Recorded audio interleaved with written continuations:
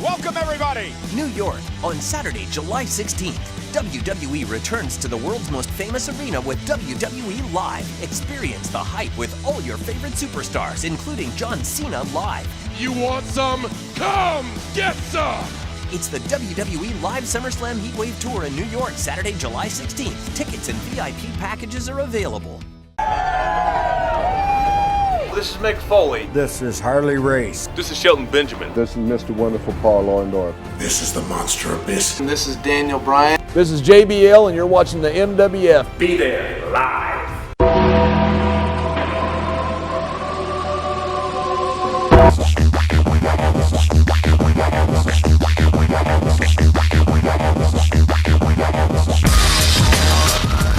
Wrestling fans from around the corner and around the world, welcome to another installment of Wrestling Insiders. I'm Dan Marani here at MWF Studios, just north of Boston in downtown Melrose, Massachusetts. Check out some cool offers we have at the end of this video to find out how you can do your part to support indie wrestling. Let's check out WWE Monday Night Raw from the CenturyLink Center in Omaha, Nebraska, May 9th, 2016. The fans have spoken once again in our weekly Twitter poll, but I disagree this time.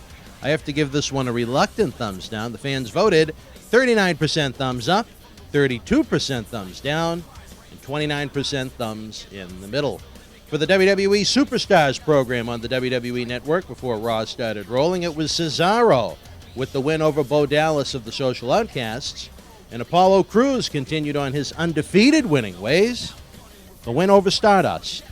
Raw opened up with Chris Jericho's highlight reel. Dean Ambrose was scheduled to be the guest, but Jericho claimed Ambrose was seriously injured after he attacked him last week.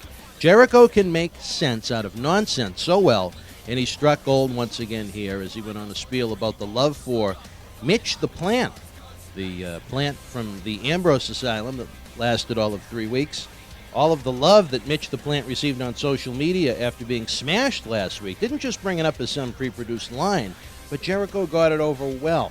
That is a master, and I tip my cap to Chris Jericho. I thought that was excellent. It's not always the big things that make angles effective. Sometimes it's the little things just as much, and here was a little something that was done excellent.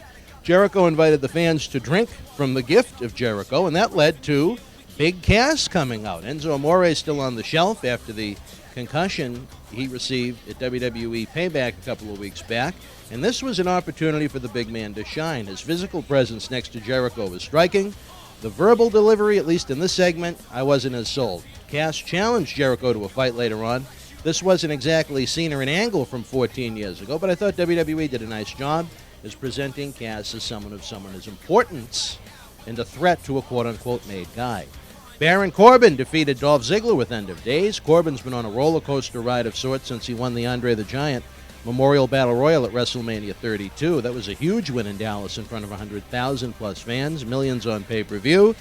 And then the feud with Ziggler began. He got beaten cleanly in the middle by the mid-card Road to Nowhere Ziggler, and that's not a knock at Ziggler. I'm a huge fan of his and his work. It's just the way he's been presented.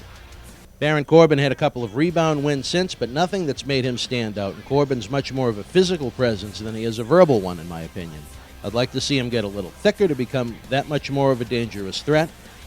And he's going to find his greatest success at that right now, unless they bring a verbal manager into his realm.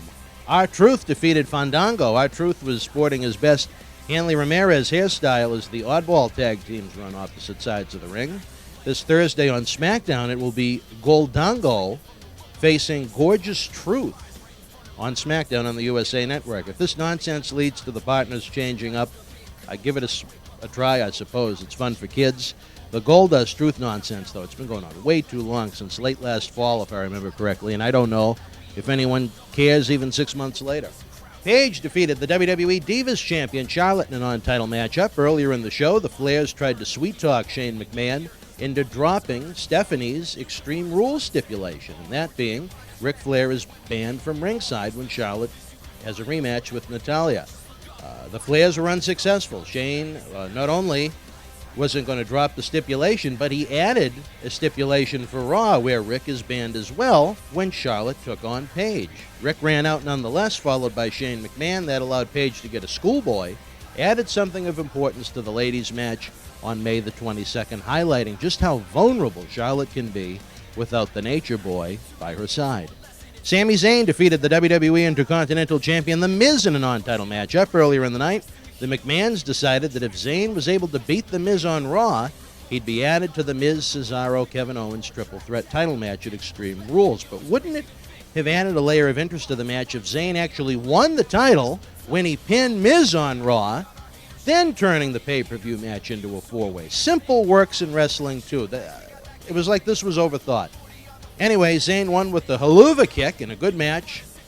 So we're going to have that fatal four-way at Extreme Rules. It just seemed like it was kind of backwards. Why not have the guy win the gold in the singles match?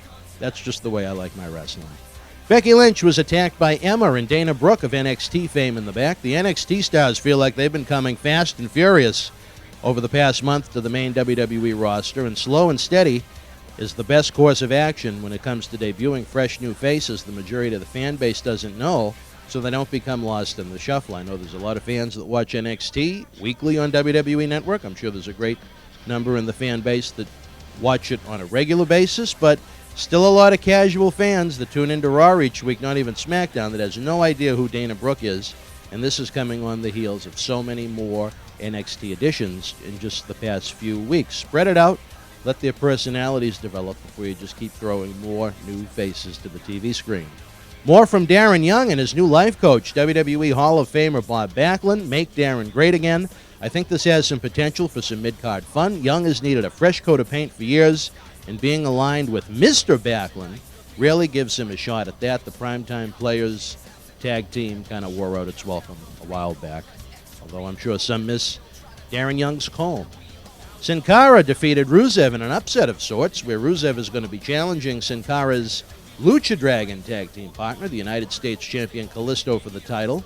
Build the challenger up. Don't castrate him by losing to the undercard guy on the tag team on his way to the title shot.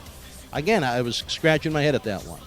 WWE World Champion Roman Reigns and the Usos defeated The Club of AJ Styles, Luke Gallows, and Carl Anderson in an elimination six-man tag. It looks like WWE really put a lot of thought into the name The Club, huh?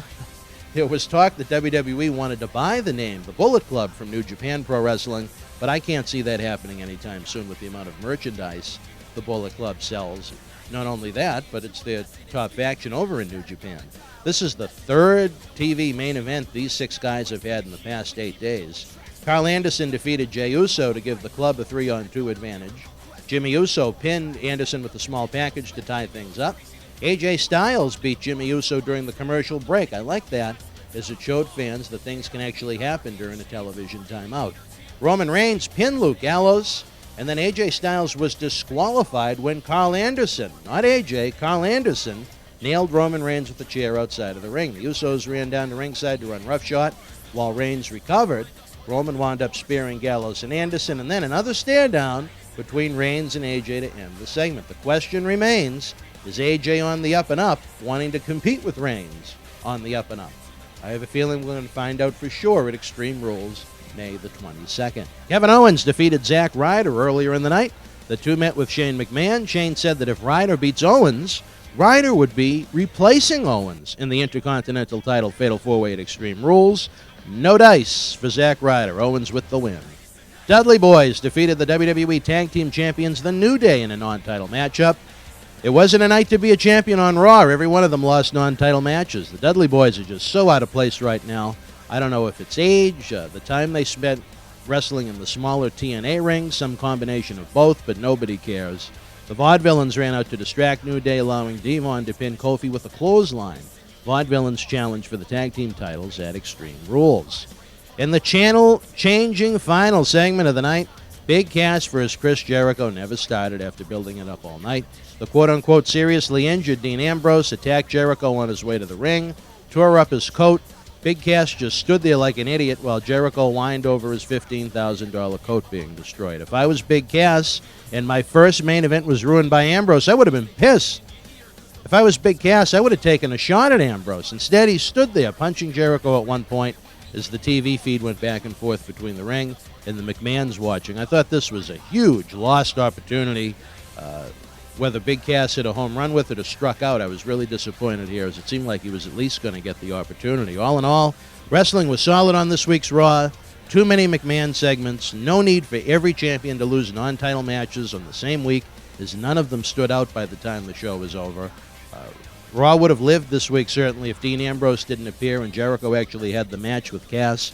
Why rush the Ambrose-Jericho program? There's still 3 TV shows left between now and Payback to tell the story. Anytime I'm shaking my head at the end of Raw, I know we've seen better nights. WWE wants to continue to push that it's a new day, a new era on Monday Night Raw, that the show reinvents itself. How about simple things? How about making a new opening? How about creating a new light scheme? How about a new entranceway, a new stage?